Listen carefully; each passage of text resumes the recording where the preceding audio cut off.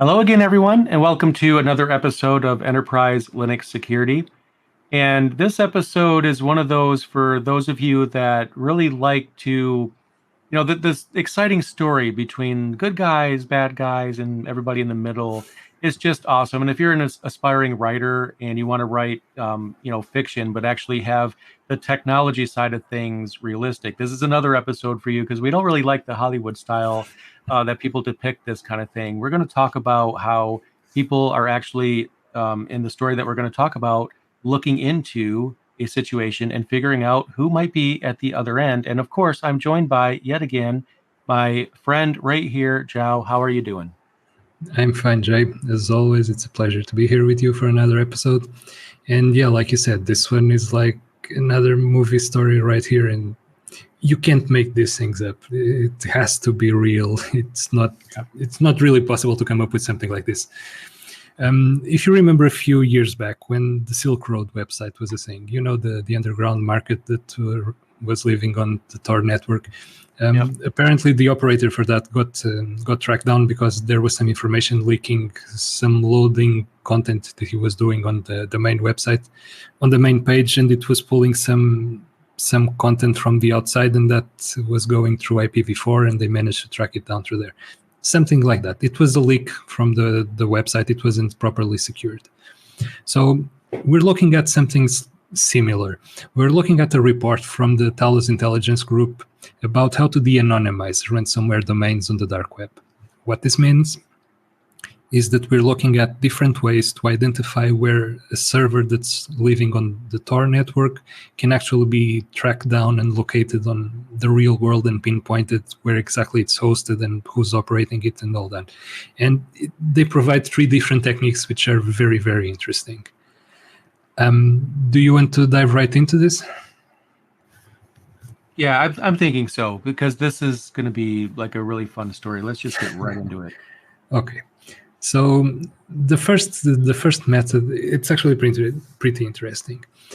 When you request a certificate, if you do it the proper way, the legitimate way, you have to provide some information about yourself. You have to provide some proof of identity.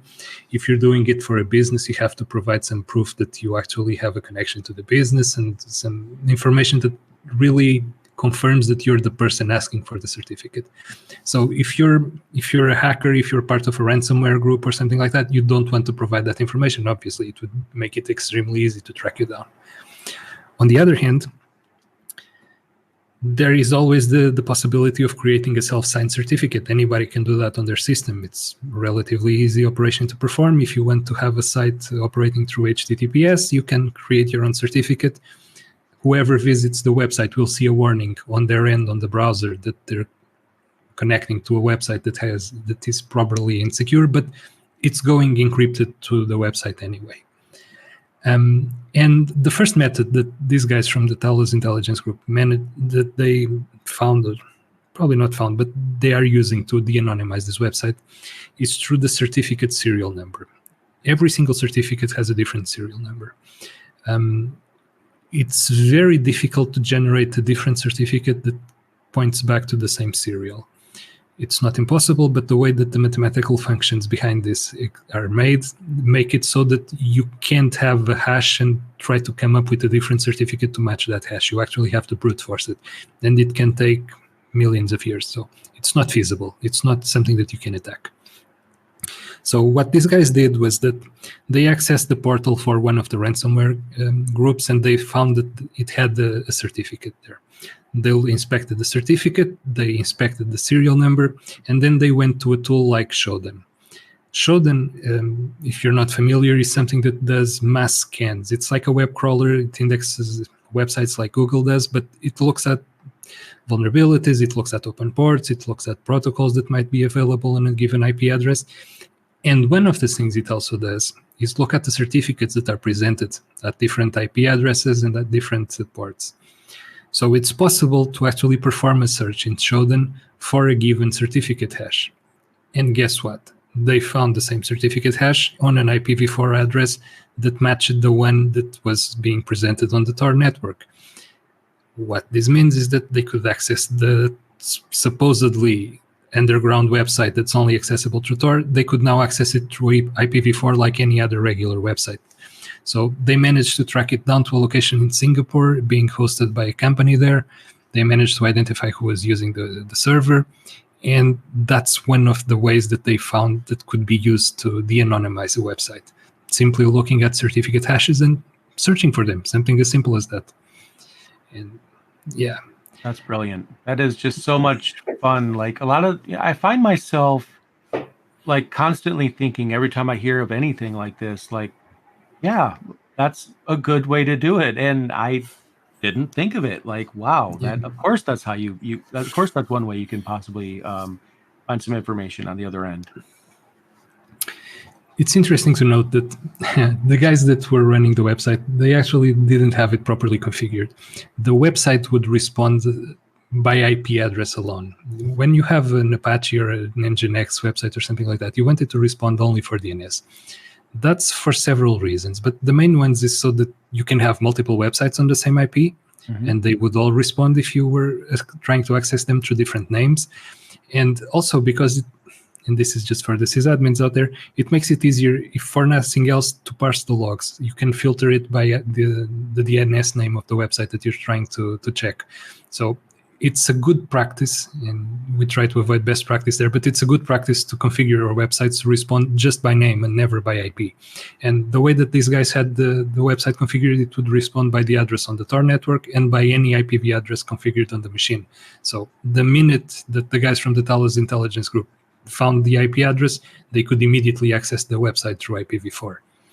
I get this really stupid image in my head of, someone saying, yes, Mr. Evil Server, please raise your hand here. Essentially what it is, but in a much more technical way, because it's just like, we're looking for this IP. Oh, that's me. I'm the evil IP right here. And then when you find the sorry for cutting you off. Then when you find the IPv4 address, you can perform a reverse DNS lookup, and you can see what other DNS names are actually pointing there. And they managed to uncover more of their infrastructure this way because they knew the address that was being used by the group, and now they could pinpoint other services that were there. They actually provided a login service there for other servers. They actually provided statistics and all of that, and they managed to track that down as soon as they got the IPv4 address. So yeah, it was basically game over at that point. They could identify the server, find exactly where it was located, who was hosting it, who was paying the bills for it, what other services were there. And just being on the Tor network does not give you 100% security, as you can easily see here. Nothing really does. I feel like another prediction. I think at some point within the life of our podcast, somebody is going to track down ransomware or what have you down to the how-to that they used online to create it with. I guarantee at one point they're gonna, like not only do we know like their entire infrastructure, we actually figured out which particular blog post they read to create this malware in the first place. I promise you that'll happen. The tutorial that they were looking at. Yep, I guarantee it. This is amazing. Ransomware as a service is a thing. You can actually pay someone to provide you with the full infrastructure for it, from the actual virus, the actual ransomware executable that will encrypt the files, through the back end, the files that you need to host to receive the payments and all of that. So it's not impossible that what you described is exactly what happened here. Somebody was just following the instructions for this particular ransomware strain, and that's how this got configured. And the instructions were not that good. Wow! Just create a worm and own everybody's files for $49.99 one-time fee. I'm not even making that up, because essentially I know that is kind of what it's like. And shame on you if you're making that service available for people. That's horrible. They actually had another file, because when you have the IP address, what are you going to do? You're going to scan that address for other vulnerabilities. You're going to flip the board and you're going to try to hack those guys. And it was not just the virtual host that wasn't properly configured. They actually had an environment file that was also being served. It wasn't blocked by Apache or whatever web hosting they were using. And it contained, among other things, the address for the database server that they were using to store all their data. That's logins, that's the keys that they were using to encrypt files. and the login and password for that database server was also on that environment file. So they gave up pretty much everything just by not having the web server properly configured. Always something. I would have gotten it away with it too if it wasn't for those meddling kids. Yeah. Okay, so they actually did something like this to two different ransomware groups, and it was basically the same method. They went through the certificates and looked at the serial and found the match on through Shodan. Yeah, it's amazing the amount of things that you can do with Shodan. It really is. I actually use it myself. I was a holdover for a while. It took me a while to get into it. Everyone's like, "Yeah, check it out." And I'm like, "Yeah, fine." It was before the podcast even started that I checked it out. But I'm like, "Yeah, this is a really interesting service for sure." And one thing that I found out is that you could actually create an account there. No, I'm not telling you to use Shodan and start hacking people, but you could create an account and put your servers on there and your IP addresses, and you can get alerts for when something is showing up in Shodan for some bad things, because you don't want bad things to be happening on your server. So it'll actually send you alerts when there's something that you might want to take a look at. Okay, that was the method number one that they used. Let's move on to method number two. Okay. Every website has a favorite icon, the favicon favorite icon, however you pronounce it. I don't even know. Yeah, I would never be able to pronounce it correctly. Icon in the browser address bar and in your bookmark. The little image when you bookmark a website, that's the favorite icon for a website. Yep. So it turns out that you can hash an image. You can generate a hash from a given image. When you're creating a website, you try to come up with a different image for that website so that it stands out from the others. Yep. That being said, when you create a new image, that new image will have a new hash. Guess what? Shodan will let you search for those hashes on favorite icons. What happened here? One of the ransomware gangs had a website on the Tor network. It had the favorite icon. The Talos intelligence people hashed that icon, searched for it on Shodan, and ta-da, they found it again on IPv4. They were able to locate the server, see where it was located, who was hosting it, and all of that good stuff right there. Again, awesome. I don't know if it's the techniques themselves that are good or if it's just Shodan that's very complete. But the amount of stuff that Shodan will let you search for, it's impressive. Yeah, I feel like there's a lot and like countless numbers of ways you could do anything in this industry. And sometimes that's a good thing because like one method, you can use another. But also it kind of makes it hard to hone in on one thing that you can do that's going to work the best, and there's just too many possibilities here. But the ability to figure out possible avenues, hone in onto one that is more potentially beneficial than the others, and use it to find out, threat intelligence about, someone that's doing some wrongdoing, and even to the point where you're getting IPs for their entire infrastructure. That is part of the job, and it's so amazing to see something like that happen. And there's probably we'll probably have other stories like this too, I bet. I love the stories where the bad guys are the ones that are taking all the issues. Anyway, the favorite icon is actually a vanity thing. You don't have to have a vanity icon on your website. The browser will happily provide you with the default one. It's not flashy, it's not impressive, but if you're running an underground website, why do you need to be flashy? Why do you need it to be pretty? You're just trying to get people's money, to extort people. So yeah, it's vanity, and vanity gets you busted. There's a saying for that. I can't remember it now. Anyway.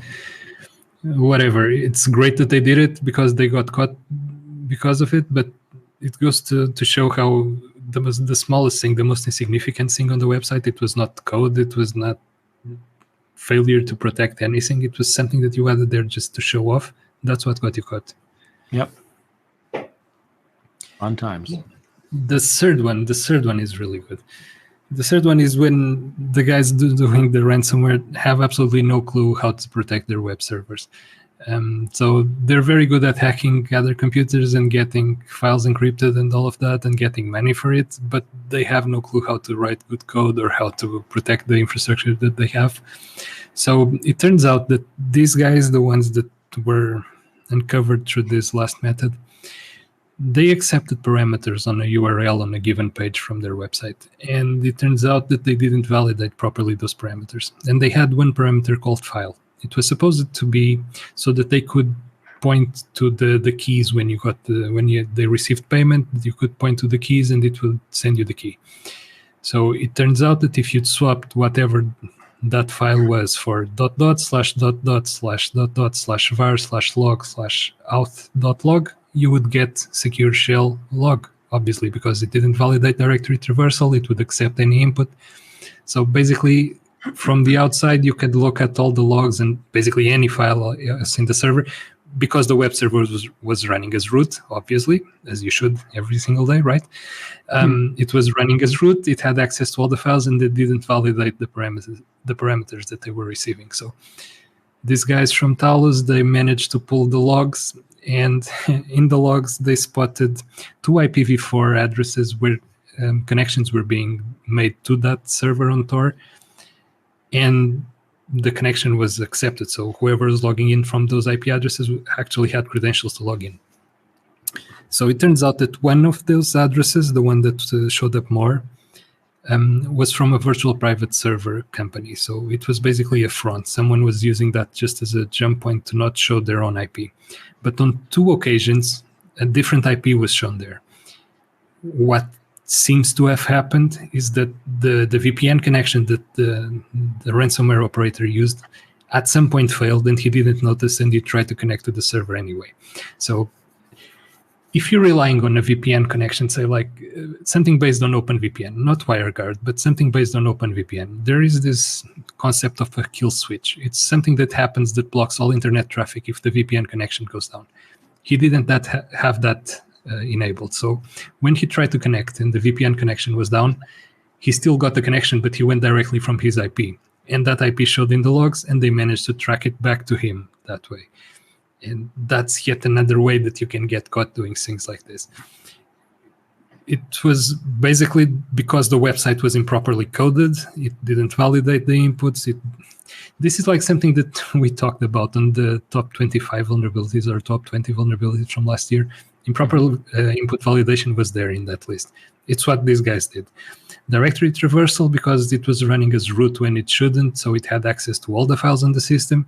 And then because it didn't check the input, it would pipe back anything that you asked for it. You could ask for any file on the system and it would give it to you, which is amazing because ransomware gangs usually are not that giving on their stuff.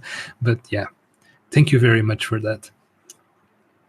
It's like they're creating a breadcrumb trail that leads to them, but the breadcrumbs are essentially metadata and relevant information that they're just leaving behind. Like you said at the beginning, you can't make this up. Yeah, you absolutely cannot.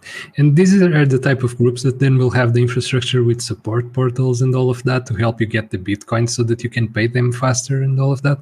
And then they make these types of mistakes. So sometimes the mountain is not really a mountain. It's just someone who bought something that they have absolutely no clue how to operate.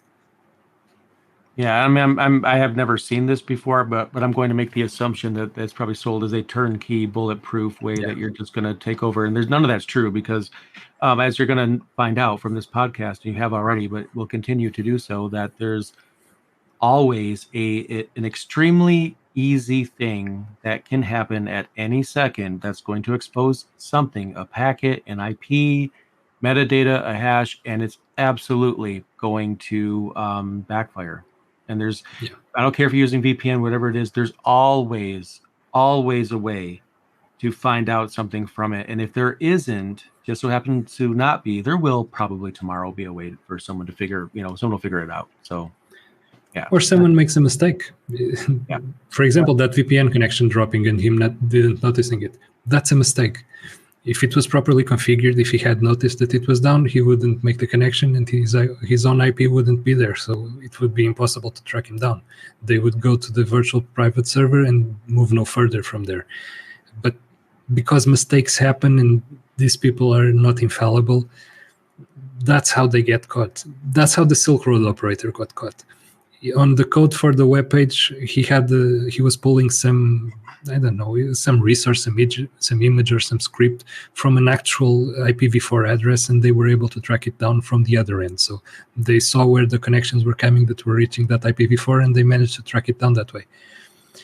It's interesting that police enforcement at the time on the trial, they never confirmed how they got to it, but it had to be through there.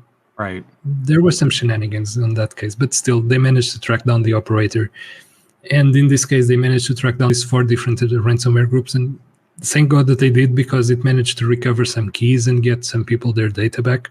Like we said some time back, a good strategy, if you don't absolutely need to have your encrypted data back that instant, is to hold on to it. In the future, the keys might be available and you might be able to unencrypt it. Yep. In complete agreement. So we will have a link in the usual places for the article that we're referring to. I highly recommend you read it. It's a lot of fun, and we love stories like this because it gives people, I feel, like an idea about what actually happens behind the scenes. And it's one thing to talk about how something could take over your entire server or something like that, but to actually hear or read about, this actually happening, how it happened behind the scenes and everything, just adds so many layers of understanding that otherwise would be kind of hard to receive for most people. And it goes to shows that there are many different levels of attack groups out there. You go from the most, like for everything, you go from the most basic run-of-the-mill attacker that just read the tutorial somewhere and is trying to do it, to state-sponsored groups that have all the resources and the time and the tools at their disposal. These guys either weren't very good at what they were doing or just didn't have all the know-how, or were just inexperienced at what they do, because these types of mistakes that got them caught are the types of things that you eventually learn not to do. And it goes to show that there's this big disparity between the threat models and the threat groups out there and all of that. One size does not fit all in this scenario. If you're afraid of one particular type of attacker, it might not be enough to deter the more advanced ones. But if you go the other way around and you go for the more advanced ones, you'll probably keep these guys out as well. Again, it all depends on how exposed you are, how sensitive the information that you have, how secure you want to be. But the threats, they're not all equal. Right. Yep, absolutely the case. So definitely check out the article. And that's all I'll say on that, because I think the rest of the article will speak for itself. It's entertaining. And again, we love stories like this. So we'll be doing more episodes like this one. Yep. Thank you very much, everybody. And until the next one. Thank you. Bye.